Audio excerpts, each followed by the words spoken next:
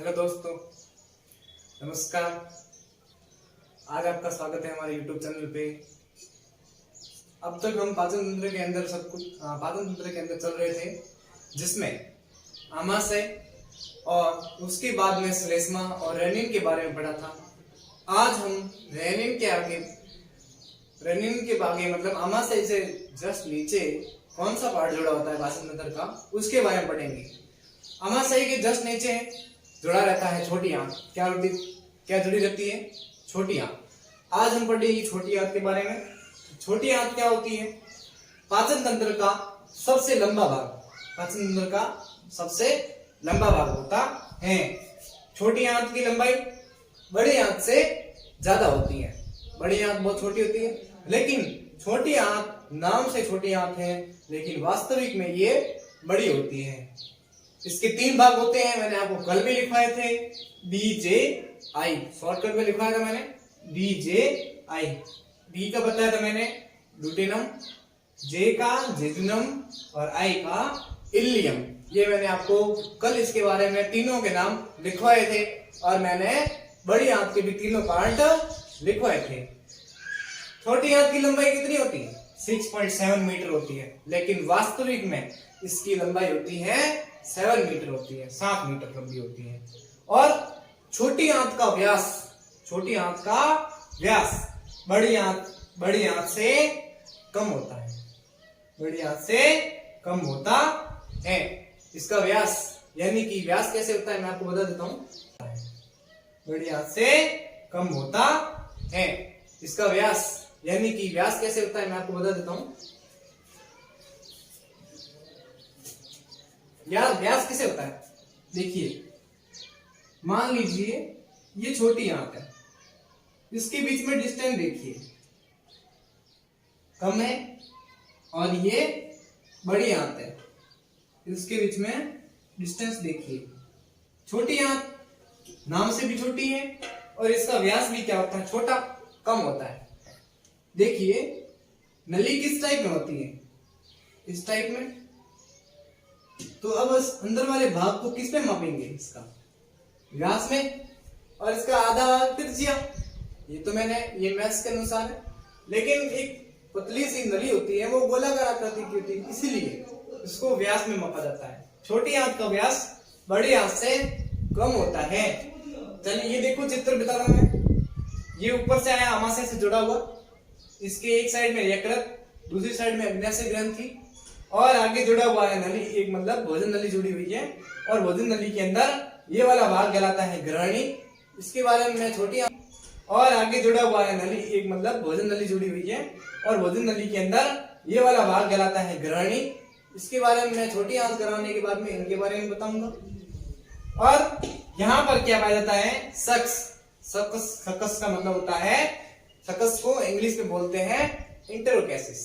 ठीक है, अब ये तो हो गया छोटी आंत के बारे में। छोटी आंत के बारे में थोड़ा लंबा टॉपिक है, आज पूरे दिन में छोटी आंत ही पढ़ेंगे।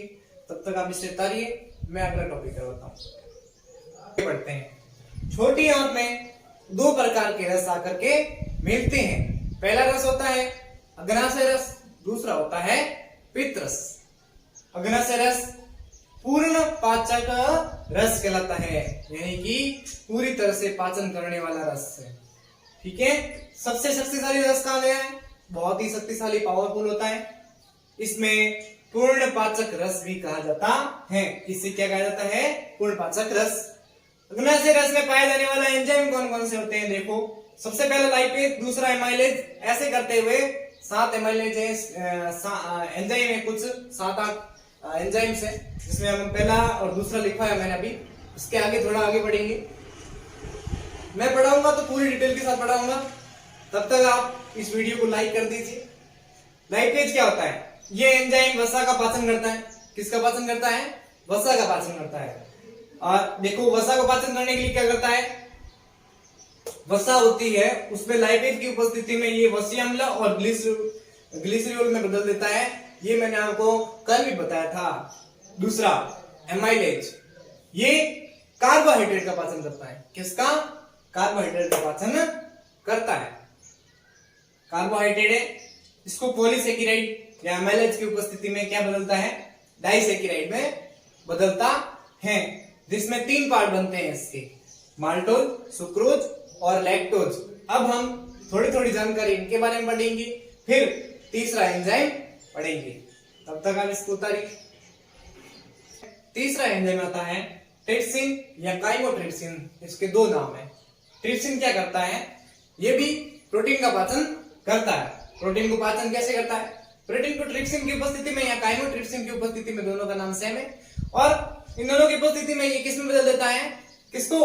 प्रोटीन को एमिनो एसिड में बदल देता है, और एमिनो एसिड अपने भोजन के अंदर पाचक रूप में काम आता है।